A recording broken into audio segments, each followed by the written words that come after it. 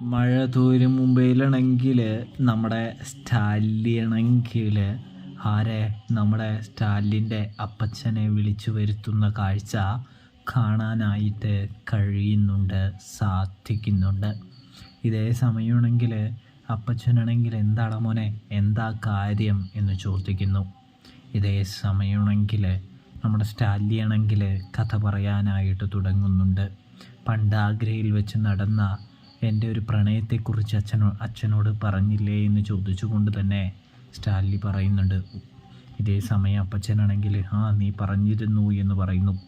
അതായത് ആ ബന്ധത്തിൽ എൻ്റെ കുഞ്ഞ് ഈ ഭൂമിയിൽ ജനിച്ചിരുന്നു എന്ന് പറയുന്നു.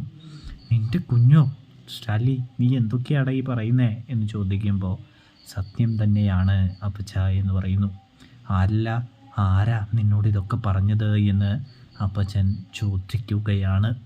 ഇതേ സമയമാണെങ്കിൽ സ്റ്റാൻലി പറയുകയാണ്, ബാലചന്ദ്രൻ എന്ന വ്യക്തിയാണ് തന്നെ കാണാനായിട്ട് വന്നത്. അയാളാണ് വൈസയുടെ ഇപ്പോഴത്തെ ഭർത്താവെന്നും അയാൾ ഈ അടുത്താണ് ഈ സത്യങ്ങളെല്ലാം അറിഞ്ഞതെന്നും അതുകൊണ്ടാണ് തന്നെ കാണാനായിട്ട് വീട്ടിൽ വന്നെന്നും ഞാൻ അറിഞ്ഞു. അതിനുശേഷം ഇവിടെ വന്നു എന്ന് പറയുമ്പോൾ അതെ അതെ, അയാൾ വന്നിട്ട് നിൻ്റെ അഡ്രസ്സൊക്കെ വാങ്ങിയിരുന്നു എന്ന് പറയുന്നത് കാണാൻ കഴിയുന്നുണ്ട്. അപ്പോൾ ഈ ഉദ്ദേശത്തോടെയാണോ ആൾ വന്നത് എന്ന് ചിന്തിക്കുന്നു. ഇതേ സമയമാണെങ്കിൽ നമ്മുടെ അപ്പച്ചൻ്റെ അടുത്ത് സ്റ്റാൻലി ചോദിക്കുന്നുണ്ട്, എന്താ ചെയ്യേണ്ടത് അപ്പച്ച, എൻ്റെ മകളെ ഞാൻ എൻ്റെ കൂടെ നിർത്തണമോ എന്ന് ചോദിക്കുകയാണ്. അവളെ ഏറ്റെടുക്കണമോ എന്ന് ചോദിക്കുകയാണ്. ഇതേ സമയമാണെങ്കിൽ നമ്മളെ അപ്പച്ചൻ പറയുന്നുണ്ട്, നീ ഇങ്ങനെ വിവാഹമൊന്നും കഴിക്കാതെ നിൽക്കുകയല്ലേ, അതുകൊണ്ട് തന്നെ നിനക്ക് നിൻ്റെ മകളെ ഏറ്റെടുക്കുന്നതല്ലേ ഉത്തമം എന്ന് ചോദിക്കുന്നു. അത് നിൻ്റെ ചോരയല്ലേടാ, എൻ്റെ ചോരയല്ലേടാ എന്ന് അപ്പൻ പറഞ്ഞു കൊടുക്കുന്നു സ്റ്റാലിന്. ഇതേ സമയം സ്റ്റാലിൻ ചോദിക്കുന്നുണ്ട്, അലീനെ ഏറ്റെടുക്കുകയാണല്ലേ ചെയ്യേണ്ടതപ്പാ എന്ന് ചോദിക്കുമ്പോൾ തീർച്ചയായിട്ടും മോനെ എന്ന് പറയുന്നു. എങ്കിൽ ഞാൻ ആ ബാലചന്ദ്രനെ ഒന്ന് വിളിക്കട്ടെ എന്ന് പറഞ്ഞുകൊണ്ട് തന്നെ നമ്മുടെ സ്റ്റാലിൻ ബാലചന്ദ്രന് ഫോൺ ചെയ്യുകയാണ്. സ്റ്റാലിൻ ബാലചന്ദ്രന് ഫോൺ ചെയ്തുകൊണ്ട് പറയുന്നുണ്ട്, ബാലചന്ദ്രൻ, ഞാൻ അലീനയെ ഏറ്റെടുക്കാൻ തയ്യാറാണ്, എനിക്കെൻ്റെ മകളെ വേണമെന്ന് പറയുന്ന കാഴ്ച കാണാനായിട്ട് കഴിയുന്നുണ്ട്, സാധിക്കുന്നുണ്ട്. ഇതേ സമയം നിങ്ങളിവിടേക്ക് വരണമെന്ന് നമ്മുടെ ബാലചന്ദ്രൻ പറയുകയാണ്. അങ്ങനെ അപ്പനെയും കൂട്ടി സ്റ്റാൻലി കടപ്പാട്ടൂർ വീട്ടിലേക്ക് എത്തുകയാണ്.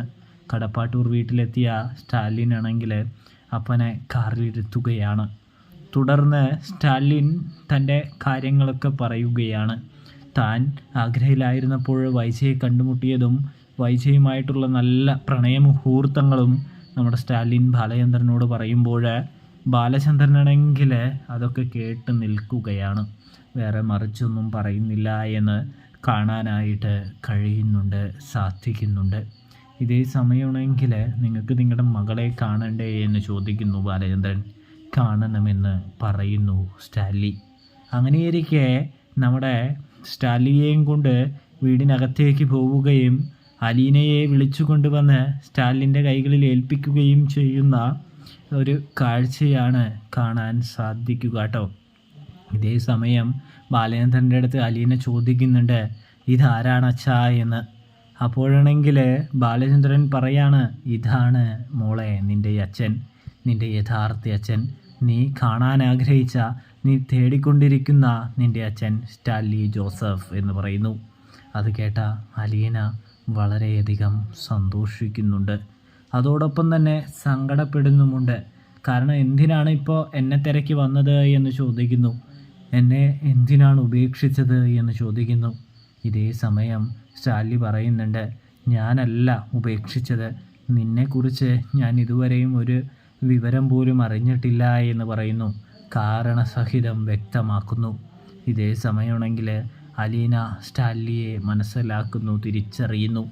അതുകൊണ്ട് തന്നെ ബാലേന്ദ്രൻ പറയുന്നുണ്ട്, മോളെ അലീനെ, നീ ഇയാളുടെ കൂടെ, അതായത് നിൻ്റെ ഡാഡിയുടെ കൂടെ ആയിരിക്കും ജീവിക്കാനായിട്ട് പോവുക, അതുകൊണ്ട് തന്നെ നിങ്ങൾക്ക് പോകാമെന്ന് പറയുന്നു. അങ്ങനെ അലീനയെ സ്റ്റാലിൻ്റെ കൈകളിൽ ഏൽപ്പിക്കുന്ന ബാലചന്ദ്രനെ നമുക്ക് കാണാനായിട്ട് കഴിയുന്നുണ്ട്, സാധിക്കുന്നുണ്ട്. അപ്പോൾ റിവ്യൂ ഇഷ്ടപ്പെട്ടാൽ സബ്സ്ക്രൈബ് ചെയ്യാനായിട്ട് മറക്കല്ലേ പ്രേക്ഷകരെ, പ്രിയ കൂട്ടുകാരെ. അപ്പോൾ എല്ലാവർക്കും താങ്ക്സ്.